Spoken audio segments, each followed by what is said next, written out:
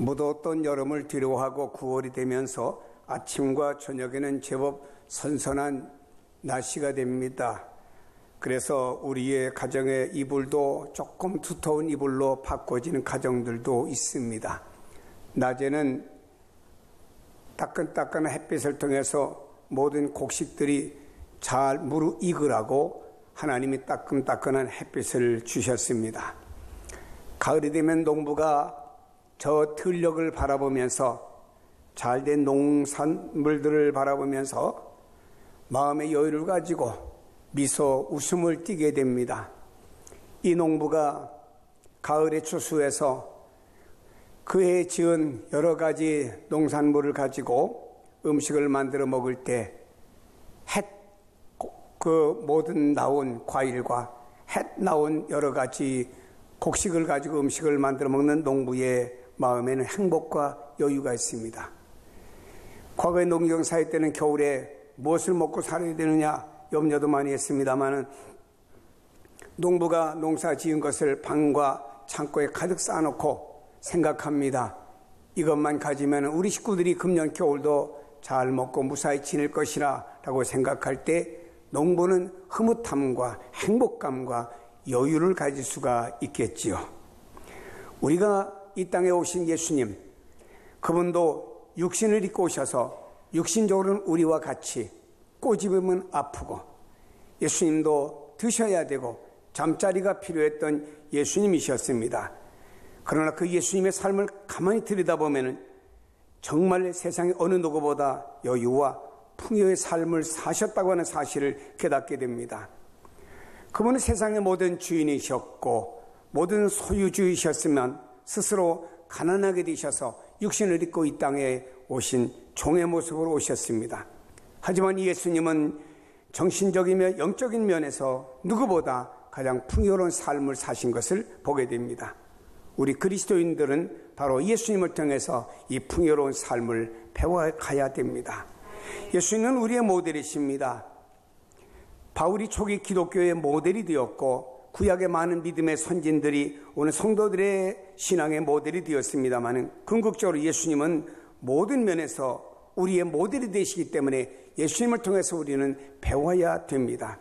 예수님의 정신적인 면과 예수님의 영적인 면과 예수님의 모든 면에서 우리에게 주는 교훈과 지혜가 크기에 그리고 하나님 나라의 삶을 준비하기 위해서 우리는 예수님을 통해서 모든 것을 배워야 합니다. 특별히 이 세상은 너무나 팍팍하게 돌아가고 있고 분주하고 바쁘게 돌아갑니다. 왜 이렇게 여유가 없는지 모릅니다. 또 우리가 살아가는 세상에는 미혹과 시험이 너무나 많습니다.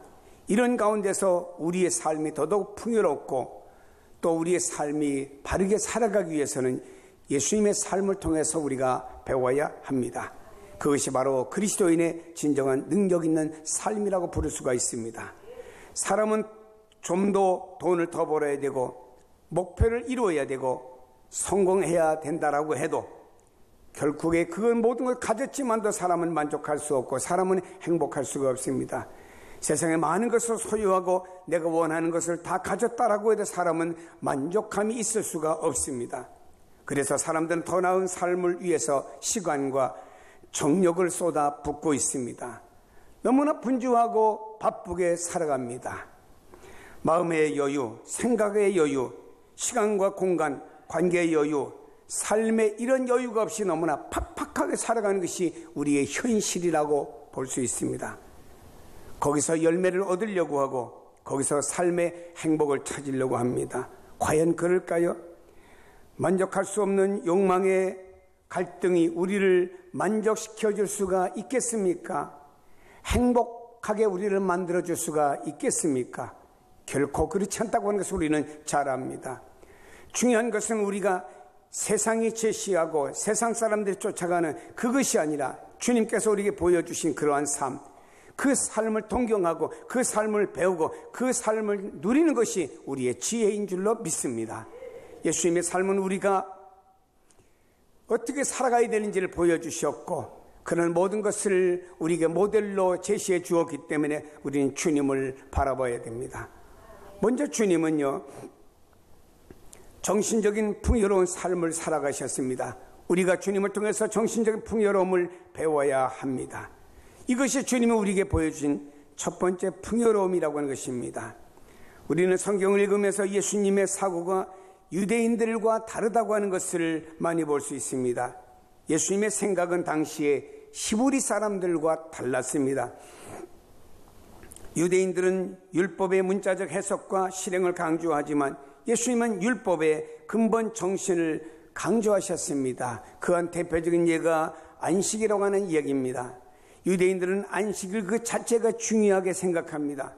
법규를 지켜야 됩니다. 어떻게 보면은 사람이 안식일을 위해서 존재하는 것처럼 그렇게 보입니다. 그러나 예수님은 말씀하셨습니다. 안식일이 사람을 위해서 있는 것이라고 하시면서 사람을 더 중요하게 말씀하신 거예요. 똑같은 안식일 문제를 놓고도 예수님과 당시 유대인들과의 전혀 다른 모습을 우리가 볼 수가 있습니다. 사람들은 진정한 행복을 먹고 마시는 데서 찾으려고 합니다. 예수님을 따르는 목적도 그러한 것들을 얻고자, 더 풍성히 얻고자 예수님을 따르는 사람들이 있습니다. 그러나 예수님은 참된 행복이 무엇이냐? 마태복음 5장에 우리에게 말씀하고 있습니다. 마음이 가난하고 애통하는 사람이 복이 있고, 온유한 사람이 복이 있고, 의에 줄이고 목마른 사람이 복이 있고, 긍휼히 여기는 사람이 복이 있고, 마음이 청결한 사람과 화평을 이루는 사람과 의를 위해 핍박을 받는 사람이 진정한 행복이 있다고 말씀하고 있습니다. 생각이 다르지요. 이것은 궁극적인 가치관의 차이라고 볼 수가 있습니다. 진정한 가치를 주님은 하나님 나라에 두셨습니다. 거기에 참된 행복을 찾으셨고, 주님의 모든 메시지는 하나님의 나라에 관한 메시지로 말씀한 것을 우리가 성경에서 너무나 많이 볼 수가 있습니다. 본문에서 예수님을 말씀하십니다. 너희는 먼저 그의 나라와 그의 의를 구하라고 말씀하고 있습니다. 당시의 모든 사람들은, 아니 오늘날도 마찬가지입니다. 사람들이 먹고 마시는 데 관심이 있습니다. 그건 당연한 거예요. 의식주를 비롯한 인간의 생리적인 욕구가 가장 기본적인 것입니다. 사람은 이것을 얻고 누려야 되지요. 이것이 되지 않고는 다음 차원의 삶으로 넘어갈 수가 없습니다. 이것을 가장 잘 설명해 준 사람이 메슬로라고 하는 사람의 욕구의 단계설입니다. 사람은 기본적으로 5가지 욕구를 가지고 있다고 말합니다. 첫째로는 생리적인 욕구, 두 번째는 안전에 대한 욕구, 세 번째는 소속감과 애정에 대한 욕구, 네 번째는 존경에 대한 욕구, 다섯 번째는 자아 실현에 대한 욕구라고 말했습니다. 분명한 것은 생리적인 욕구, 먹고 마시는 차원이 먼저 채워져야만이 그 다음 단계인 안정에 대한 욕구가 이루어진다고 하는 것 아니겠습니까? 그러므로 사람이 먹고 마시고 입고 하는 문제는 가장 기본적이면서도 중요하지요. 그러나 예수님은 하나님의 나라의 의, 하나님의 나라에 대한 행복을 우선순위로 먼저 두셨다라고 하는 것입니다. 예수님은 우선순위가 있으셨기에 광야에서 40일 금식기도하고 난 다음에 제일 먼저 사람의 욕구는 먹고 마시는 건데, 사탄이가 돌 가지고 떡을 만들어 먹으라고 할 때 물리치셨어요. 다음에 두 번째 사람의 세 번째, 네 번째 욕구는 존경에 대한 욕구입니다. 너를 성전 꼭대기에 예수님을 올려다 놓고 뛰어내리라. 그럼 하나님께서 너를 머리털은 다치지 않도록 보호하실 것 아니냐. 주님은 물리치셨습니다. 마귀가 말합니다. 내게 절 한 번만 하면은 천하만국을 내게 주겠다고 유혹했습니다. 그러나 주님은 그런 모든 이런 욕구, 다양한 욕구가 주님께 다가왔지만 주님은 다 거절하셨습니다. 이유는 뭔가요? 주님은 철저하게 이 땅에 사셨지만 하나님의 나라를 최우선의 가치로 두셨고, 하나님의 나라에 대한 정신이 그 속에 가득 차 있기 때문이라고 하는 것입니다.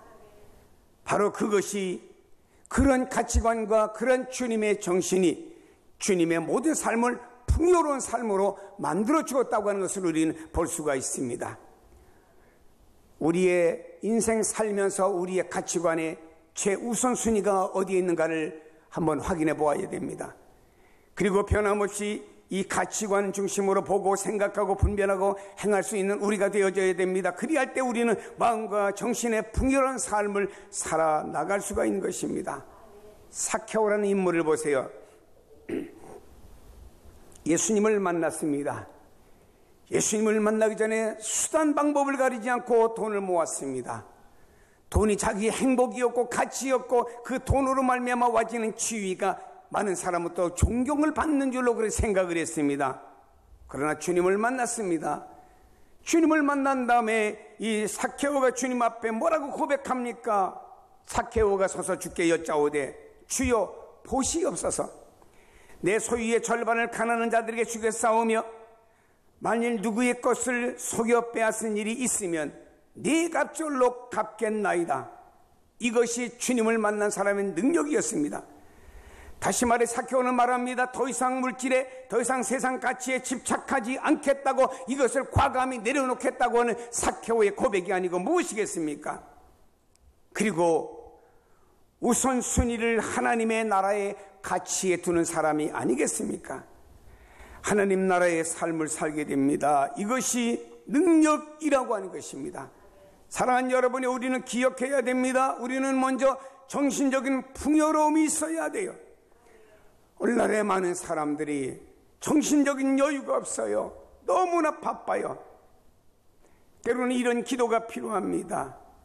하나님 앞에 부르짖어야 될 기도도 필요하지만 때로는 하나님과 깊이 있는 부자 간의 대화를 나누듯이 이런 대화 나누는 기도가 필요합니다. 그래서 그분의 뜻을 깨닫고 또 이런 하나님의 은혜를 받아야죠.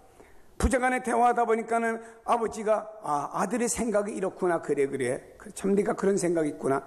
또 아들이 우리 아버지 생각이 이렇구나, 서로 수용하고 이런 대화를 나누듯이 아버지 나도 이런 생각을 가지고 있습니다. 우리 하나님 아버지께서 그래 내가 그런 생각을 가지고 있구나, 하나님 내가 이런 생각을 가지고 있는데 이제 포기하고 아버지의 생각에 나를 수용하기를 원합니다. 이렇게 뭔가 대화하듯이 교제하듯이, 또 때로는 하나님이 내 안에서 성령님이 들려주신 그 음성을 듣는 이런 시간이 우리에게도 필요하지 않겠습니까? 이때 우리는 영적으로 풍성한 시간을 가지게 되고 영적인 풍요로운 삶을 살 수 있는 줄로 믿기를 축복합니다.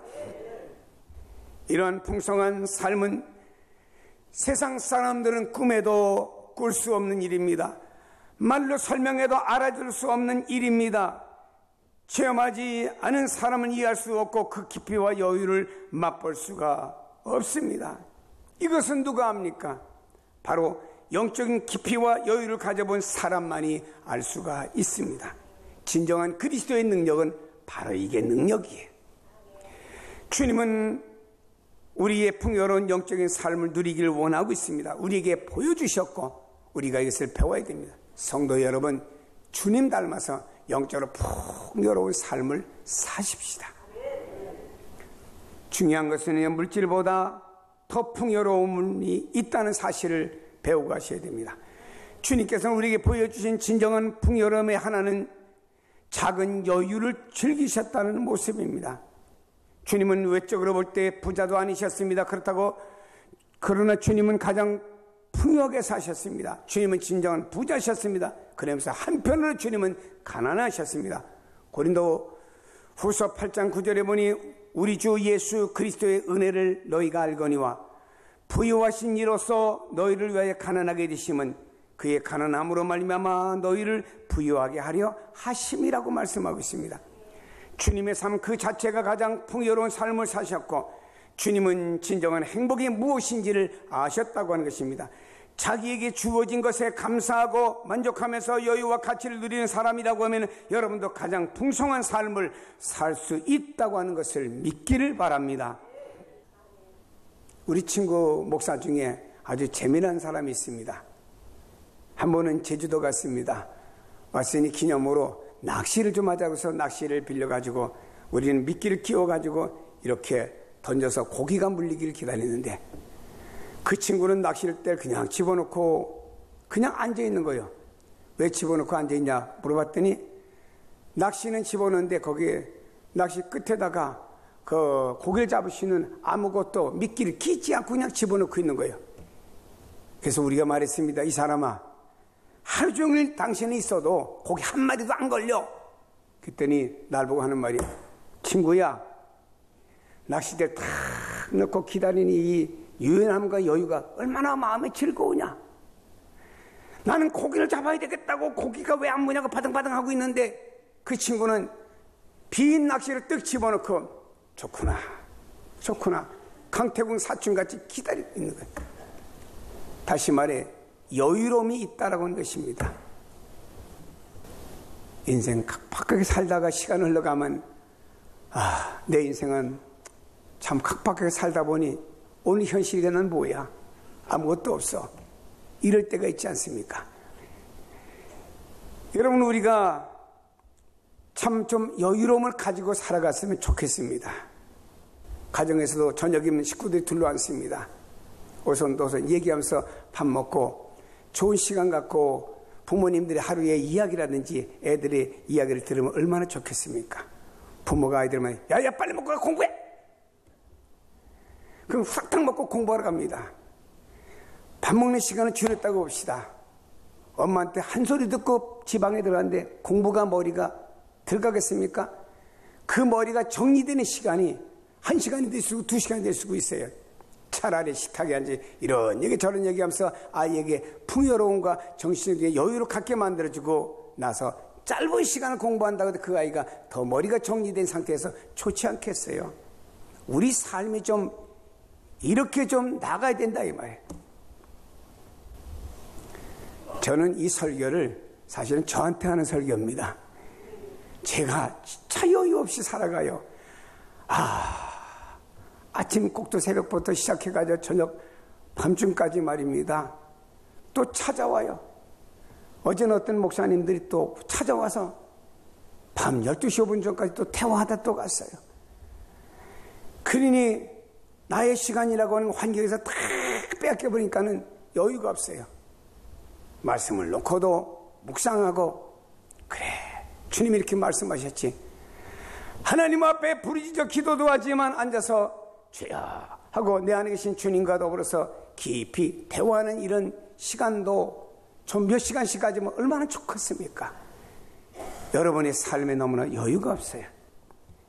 여러분 세상 삶을 내가 뛰고 노력함으로 해서 얻어지는 건 있을는지는 몰라도 우리 안에 너무너무 바쁜 인생의 삶을 살아가야 됩니다. 그보다 더 풍요로움이 우리 안에 있음을 배우시고 그러한 삶을 남은 날 동안에 살아갈 때도 여러분 삶 속에 이루어지기를 주의 이름으로 축복합니다. 주님을 통해서 우리는 사랑의 풍요로움을 배워야 됩니다. 예수님은 사랑의 극치로서의 풍성함을 우리에게 보여주셨습니다. 주님은 용납할 줄 아셨고 다른 사람을 위해 당신의 자유를 제한할 줄 아셨습니다. 내게 주어진 자유를 마음껏 누리는 것도 행복하지만 다른 사람을 위해 나의 자유를 내가 제한할 수 있는 것도 능력입니다. 더 큰 행복이죠. 죄인들을 위해서 자신을 희생할 줄 아셨던 주님, 우리가 그 주님을 바라보아야 됩니다. 이 주님을 우리가 배워야 됩니다. 여유와 풍성한 삶이 있는 사람들은요, 양보하고 용납하고 다른 사람들을 위해서 자신의 자유를 제한할 줄 알아야 된다라고 하는 것입니다. 전라북도에 가면 이렇게 기억자로 된 교회가 있습니다. 그 교회 이름은 금산교회입니다. 그게 역사를 보니까 조덕삼 장로님이라는 분이 있고 이자익 장로님이라는 분이 있습니다. 다시 말해 이자익 장로님은 조덕삼 장로님 집에서 모슴살이하면서 마부였습니다. 주인과 모슴이 당시에 양반과 쌍놈이 있던 시절의 말입니다. 주인과 모슴이 한 교회를 나갔습니다. 근데 장로 투표를 했는데 이 자익이라는 모슴이 장로가 되고 주인이었던 조덕삼 씨는 떨어졌어요. 주인이 떨어졌는데도 불구하고 이 자익 장로님을 만날 때마다 주인은 모습을 보고 장로님 호칭해드렸어요. 나중에 가서 또 조덕삼 장로님도 나중에 후에 가서 장로님 되셔서 두 분이 한 교회의 주인과 모습이 장로가 된 겁니다. 근데 조독삼인 주인이 말입니다. 장로님이 가만히 보니까 이자희 장로님이 너무너무 탁월해. 그래서 주인이 경비 다 대줘가지고 신학 공부해서 평양신학교를 이자희 장로님이 평양신학교 졸업하게 하고 목사님이 된 다음에 조독삼 장로님은 자기 교회 담임 목사님을 모셨어요. 누구를? 머슴을. 이건 당시의 시대로부터 그리스도의 사랑이 아니고는 할 수가 없는 것입니다. 사랑의 풍요로움을 배웁시다. 너무 각박하게 살아가지 마세요. 너무 팍팍하게 살아가지 마시고 사랑의 풍요로움을 좀 배웁시다. 물질적으로 가진 사람은 더 가지려고 합니다. 그 이유는 욕심 때문입니다. 그러나 정신적으로 영적으로 사랑의 여유를 가진 사람은 자유를 누릴 수가 있습니다. 사랑하는 여러분이요, 여유와 풍요는 많은 시간이 주어지기 때문에, 많은 물질과 조건이 주어지기 때문에 여유와 풍요가 있는 것이 아닙니다. 물질적인 풍요는 사람을 병들게 만들기가 쉽습니다. 그러나 정신적인 영적인 풍요는 우리를 더 강건하게 만들고 진정한 삶의 능력을 만들어주고 있습니다. 예수님의 삶에서 느끼는 그 능력은 주님께서 행하시는 이적과 기사로 인한 것만이 아니었습니다. 바로 주님 안에 있는 여유와 풍요가 있었기 때문입니다. 그것은 말씀과 함께 이적과 기사와 함께 능력이 되어 나타났습니다. 그리스도의 능력이 바로 여기에 있습니다. 세상 가치 속에 갇혀있는 정신이 아니라 하나님의 가치 속에서 나오는 사고와 시각, 하나님과 깊은 교제 가운데서 얻어지는 영적인 힘, 그리고 우리에게 주어지는 모든 것은 감사하고 누릴 수 있는 여유, 사랑할 수 있는 능력을 가질 때 우리는 진정한 그리스도인이고 능력 있는 그리스도인의 삶을 이 세상에서 살아갈 수가 있다라고 하는 것입니다. 한 폭의 그림이 있습니다.